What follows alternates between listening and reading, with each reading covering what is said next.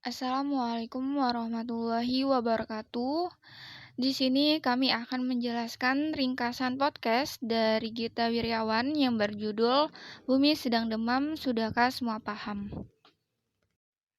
Di sini kami beranggotakan 7 orang.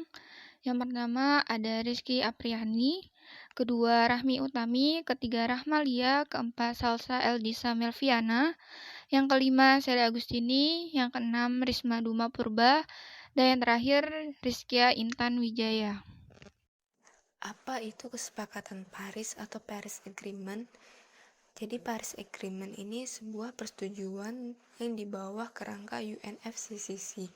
UNFCCC adalah suatu kerangka kerjasama internasional di bawah PBB mengenai perubahan iklim yang konferensinya diadakan setiap tahun. Salah satu hasil yang disepakati pada Conference of the Parties atau COP UNFCCC tahun 2015 yang diadakan di Paris adalah membatasi kenaikan suhu di bumi maksimal 2 derajat Celcius atau bahkan hingga 1,5 derajat Celcius pada akhir abad ini atau lebih tepatnya di tahun 2100. Hasil konferensi ini kemudian dinamakan Paris Agreement. Indonesia turut aktif dalam penandatanganan ini.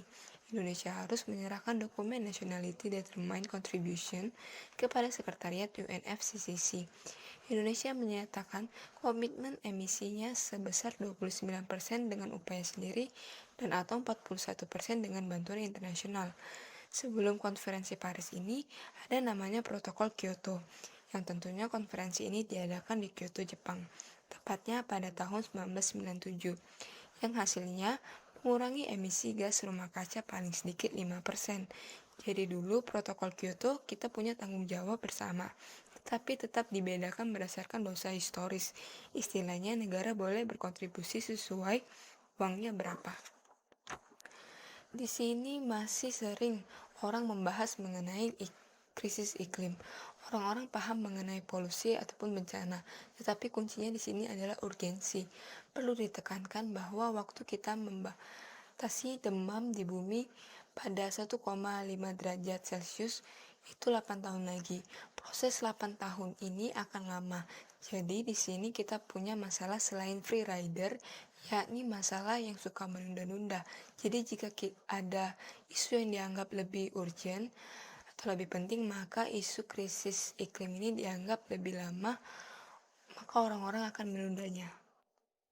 Baiklah, materi selanjutnya mengenai penyebab perubahan iklim. Yang pertama, teknologi energi, dan yang kedua, free rider problem. Bahwasanya, banyak permasalahan yang terjadi di dunia, di luar sekedar apa yang ada di depan mata. Contohnya ialah masalah lingkungan, perubahan iklim. Ada beberapa macam cara bagaimana memproduksi energi, dan cara memproduksi energi ini ternyata ada dampaknya terhadap atmosfer. Misalnya, jika kita memproduksi energi dari batu bara, ternyata akan berakibat mengeluarkan polusi yang menyelimuti bumi, akhirnya membuat bumi itu akan menjadi lebih panas dan menyebabkan banyak terjadinya masalah.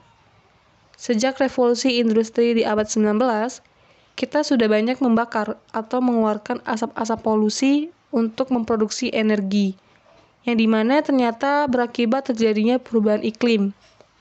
Jika kita memproduksi energi secara terus-menerus, polusi yang dikeluarkan akan membuat bumi semakin panas, dan bencana alam semakin banyak terjadi. Nah, ada istilah yang namanya free rider problem, yang dimana misalnya ada 5 negara yang saling bekerja sama untuk memproduksi energi, tetapi hanya ada 4 negara saja yang bekerja sama atau ikut campur tangan dalam proses produksi energi.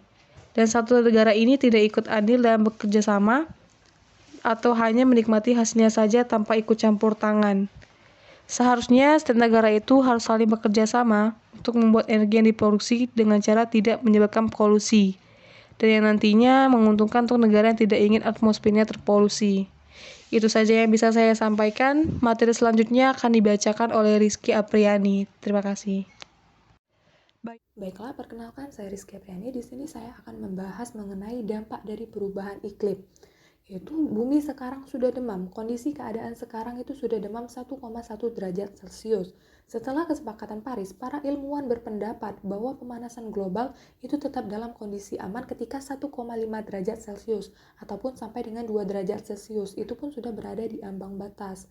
Kemudian ada pun efek dari dampak perubahan iklim ini, satu, adanya banjir. Dampak dari perubahan iklim global yang pasti terjadi adalah karena cuaca yang ekstrim. Adapun indikator terjadinya cuaca ekstrim tersebut antara lain seperti meningkatnya suhu permukaan air laut yang semakin naik, suhu air laut yang meningkat, pencairan glacier dan lapisan es kutub, serta peningkatan curah hujan. Efeknya terjadinya banjir di mana-mana. Kedua, terjadinya kekeringan. Kita sudah memahami bahwa pemanasan global ataupun global warming yang diakibatkan oleh terjebaknya panas matahari yang seharusnya dipantulkan kembali ke luar angkasa, tetapi malah ditahan oleh atmosfer. Penyebabnya adalah karenanya gas efek dari rumah kaca yang membuat bumi ini semakin panas yang menyebabkan terjadinya gagal panen di mana-mana. Banyak tempat karena kekeringan musim kering yang jauh lebih intensif dan panjang.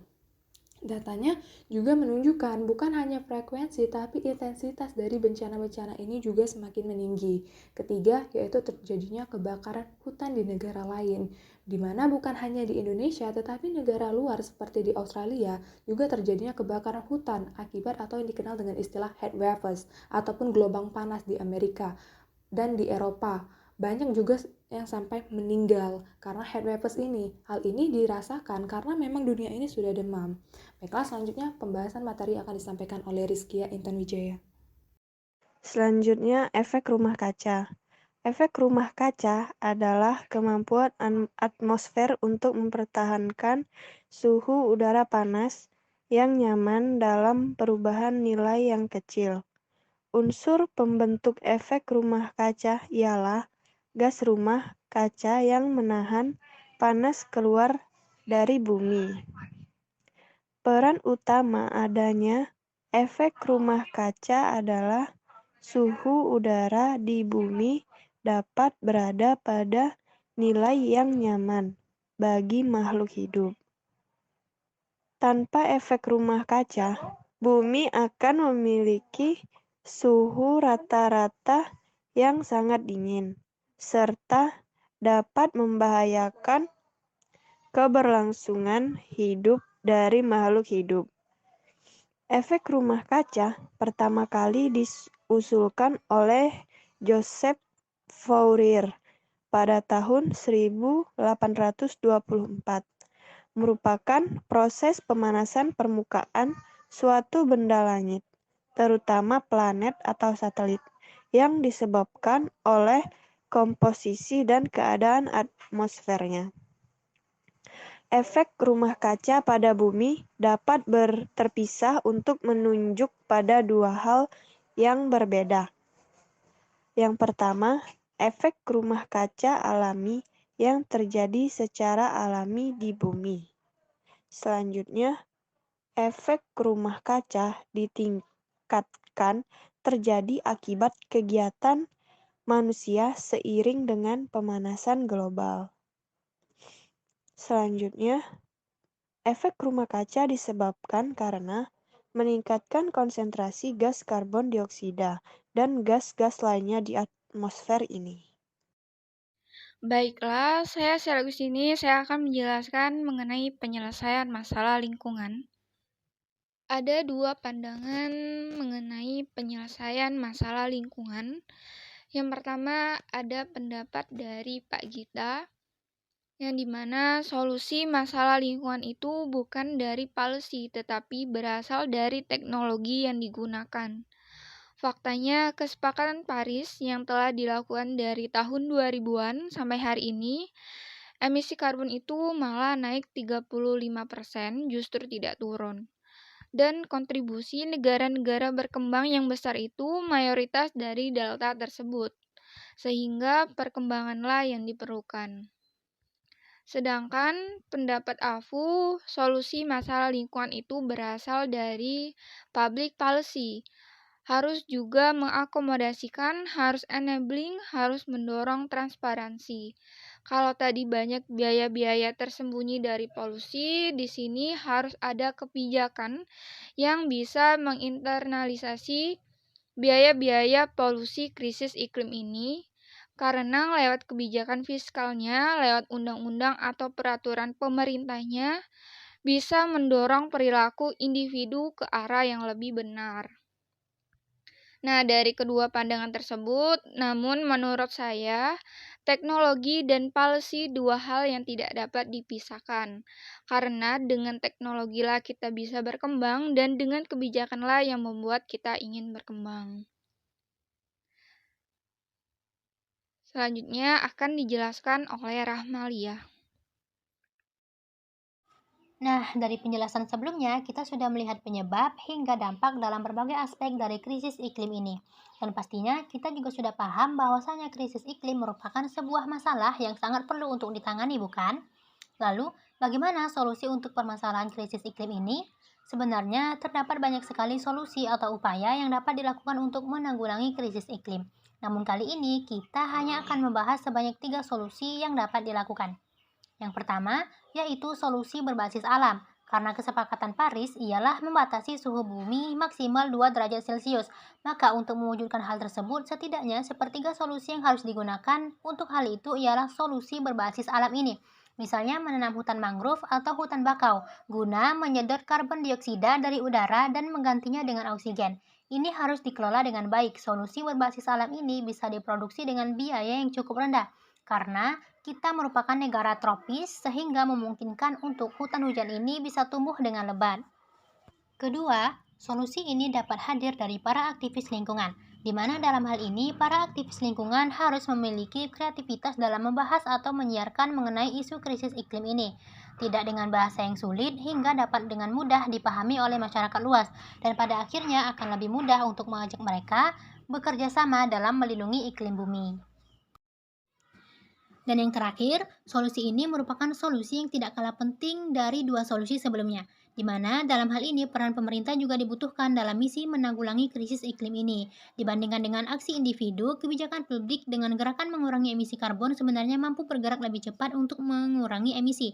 Misalnya mengatur supaya ada batas minimum efisiensi energi mobil atau harus ada pajak BBM. Maka hal itu akan merubah pola konsumsi jutaan orang sekaligus. Jadi kesimpulannya, lewat kebijakan publiknya lah yang harus ditekankan dalam hal ini, karena lewat kebijakan fiskalnya, lewat undang-undangnya atau peraturan pemerintahnya bisa mendorong perilaku individu ini ke arah yang lebih benar, dan hal ini akan membantu upaya penurunan emisi karbon dengan cepat. Materi selanjutnya adalah bagaimana andil masyarakat Indonesia paham mengenai konsekuensi atau implikasi kesepakatan Paris. Masyarakat belum terlalu memahami, dikarenakan pertama, masyarakat belum memahami bahasa, di mana masyarakat bisa peduli terhadap masalah yang ada pada jantungnya sendiri. Misalnya, orang semua mengerti terhadap energi listrik, orang mengerti polusi, orang mengerti bencana, tetapi begitu dibahas mitigation outcomes dan sebagainya, masyarakat sulit memahami. Dan yang kedua, saat ini banyak sekali isu-isu yang harus dibicarakan dan berkompetisi dengan isu-isu yang lain. Dan yang ketiga, masyarakat belum merasa peduli. Podcast ini membuat kita sadar bahwa bumi kita sedang tidak baik-baik saja. Bumi kita sudah demam. Perubahan iklim yang terjadi merupakan ulah aktivitas manusia itu sendiri yang mengakibatkan perubahan komposisi dari atmosfer global, sehingga banyak bencana alam yang terjadi di bumi ini. Oleh karena itu, ada baiknya mulai sekarang kita menjaga bumi dengan berkontribusi dari hal kecil seperti membatasi penggunaan kendaraan pribadi, mengurangi penggunaan listrik, dan merestorasi hutan, atau dalam skala kecil seperti menanam pohon atau tanaman di lingkungan sekitar dalam upaya untuk menurunkan emisi agar kesepakatan Paris bisa terrealisasi. Karena sudah menjadi tugas kita untuk menjaga kelestarian bumi untuk keberlangsungan peradaban manusia di masa depan. Itu saja penjelasan dari kami. Kami akhiri. Wassalamualaikum warahmatullahi wabarakatuh. Terima kasih.